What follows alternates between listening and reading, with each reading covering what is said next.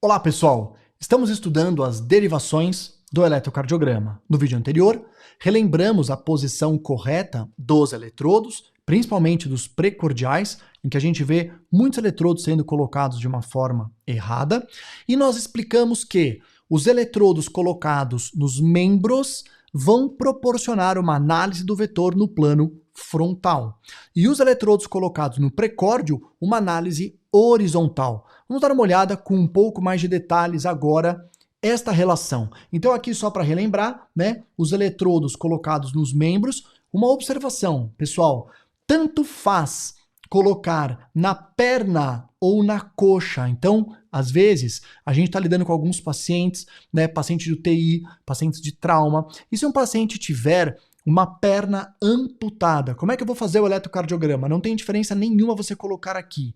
A mesma coisa no braço. Por isso que na UTI, quando você vai monitorar, você vê os eletrodos colocados aqui em cima. Eles são eletrodos equivalentes a este colocado aqui embaixo, né?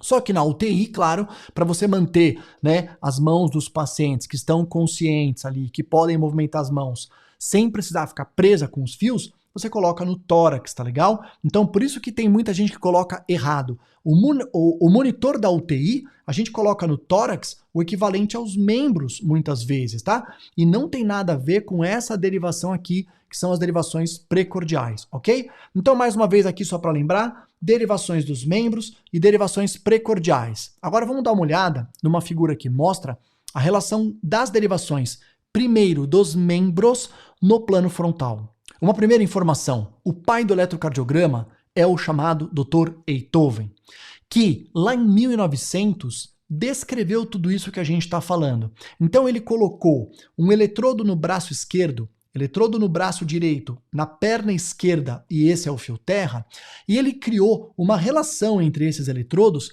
que a gente chama de triângulo de Einthoven. Acontece que essa relação é como está melhor descrito aqui nessa figura. Então, olhem que interessante, pessoal, vamos pegar esse primeiro.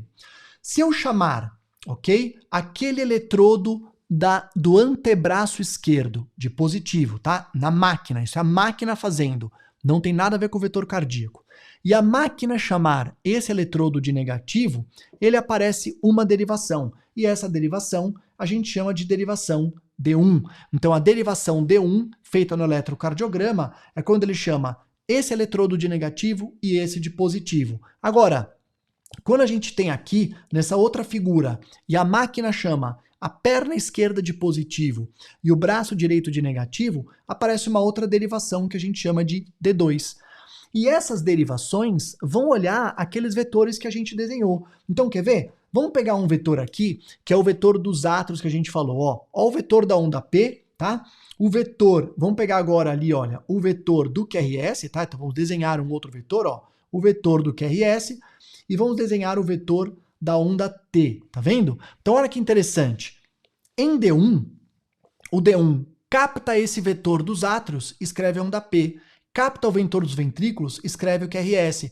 Capta o vetor aqui da onda T, do relaxamento, escreve a onda T. Agora, esses mesmos vetores, gente, ó, eu vou trazer eles para cá, tá? Então vamos pensar assim, ó, esse vetor eu trago para cá, esse vetor eu trago para cá e esse aqui eu trago para cá. Olha o que vai acontecer.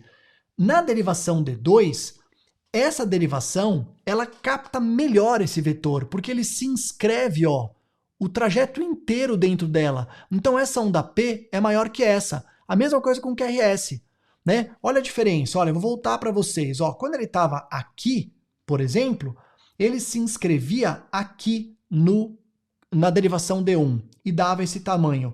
Agora que ele está aqui, né, ele vai se inscrever numa porção maior da derivação, só porque a derivação está muito semelhante à direção do vetor. Então as ondas em D2 têm um tamanho maior. Por isso que existe o D2 longo, porque ela acabou sendo uma derivação que enxerga melhor as ondas, ela está numa mesma posição das ondas. Se nós continuarmos, a hora que na máquina você muda e chama o braço esquerdo de negativo e a perna esquerda de positivo, aparece a derivação D3. E da mesma forma, gente, é na máquina que a gente vai mudando a relação desses vetores. Então agora, quando a máquina consegue colocar, ó, essa aqui embaixo, tá bom? O centro elétrico no centro do corpo. E ela chama o polo positivo, a perna esquerda, aparece o AVF, F de foot, de pé. Aí, quando ela chama o centro do corpo, ok? Do polo inicial e a parte aqui do braço esquerdo de positivo, aparece o AVL. E quando ela faz a mesma coisa para o lado direito, ó, então o centro do corpo como origem do vetor e ali a extremidade no braço direito, AVR. Então L de left, R de right. E quando você pega esses 6 vetores, ó, D1, D2, D3, AVR, AVL, AVF, que são originados pela máquina, a gente tem os vetores resultantes do plano frontal, ok? Das derivações dos membros. Vamos dar uma olhada. Que é o que está descrito aqui nesta figura. Então, ó, eu vou voltar, tá vendo? Ó? Tá vendo? Olha só. D1, D2, D3, F, L, R. Vamos lá para aquela página. Olha só. D1, lembra, ó, a mão direita negativo, a mão esquerda positivo. Ó. Então, essa derivação D1 é a mesma coisa que essa derivação D1. Essa derivação D2 é a mesma coisa que esta derivação D2. Vamos continuar. Essa derivação D3 é a mesma coisa que esta derivação D3. Seguindo, a VF, foot, que vai para baixo. Olha a VF, ó. Aí a VL, que vai para a esquerda. A VL vai para a esquerda. E por final, a VR e aqui a VR. Então, estas são as 6 derivações clássicas ou dos membros. E quando a gente coloca as retas nessa disposição, é o que a gente chama, né, de rosa dos ventos do eletrocardiograma. Cada uma dessas é separada por ângulos de 30 graus e a gente pode fazer uma sobreposição disso com o coração no nosso tórax. Então, olha que figura legal que acabou sendo formada, tá vendo, ó? Então, acontece que cada derivação dessa enxerga uma parte do nosso coração. E a gente usa isso para o eletro. Então, por exemplo, a parede lateral, olha, eu vou pegar com a caneta azul, ó, a parede lateral do coração é vista por essas 2 derivações. Então, onde você acha que vai aparecer sinal de infarto da parede lateral? Em D1 e AVL. Né? A parede inferior do coração, ó, vou pegar aqui, ó, tá vendo? Ó, é enxergada pela D2, D3 e AVF. Então, essas derivações enxergam a parede inferior. Quando um paciente tem um infarto de parede inferior, é aqui que ele vê, tá legal? Isso é só uma das utilizações desse conceito, desse aprendizado. Outra utilização importante, lembra que a gente estudou os vetores? Vamos desenhar aqui o vetor da despolarização dos átrios, tá legal? Então vamos lá, ó. O átrio, quando ele cria o seu vetor, que tá mais ou menos por aqui, se eu pego esse vetor e coloco aqui, eu sei que esse vetor, ó, tá ao redor de 60 graus. Isso é o normal, tá legal? E um paciente que tem DPOC com sobrecarga atrial direita, ele vai fazer isso aqui, ó. Ele vai vir mais para 90 graus, porque ele vai estar mais horizontalizado. E um paciente com sobrecarga atrial esquerda, ele vai vir mais para cá. Ele vai vir mais para a esquerda. Então, olha que legal, eu estou vendo no plano frontal, ok?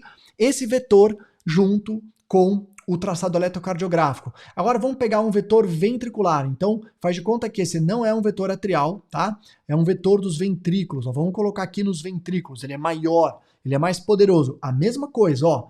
Ele, quando está colocado aqui perto de 60, 30 graus, é o coração normal. Se eu pegar esse vetor, tá, o dos ventrículos, e jogar para cá, eu posso ter isso na sobrecarga ventricular direita, tá? Ele veio para cá. E se eu pegar esse vetor aqui, olha, e jogar para cá, isso pode acontecer na sobrecarga ventricular esquerda. Então, vocês viram como a rosa dos ventos, ela cumpre esse papel de fazer uma análise no plano frontal, né? Ajudando 2 coisas básicas. Uma, posicionar as paredes do coração, como eu falei. Então, eu tenho aqui D1 e AVL olhando a lateral e essa daqui olhando a parede inferior. Segunda coisa que ela faz, nos ajuda a calcular os ângulos daqueles vetores, tá bom? E essa é a primeira parte ali do nosso eletrocardiograma. No próximo vídeo vamos estudar as derivações ali precordiais, como é que elas funcionam e como é que elas nos ajudam a avaliar o vetor. Grande abraço!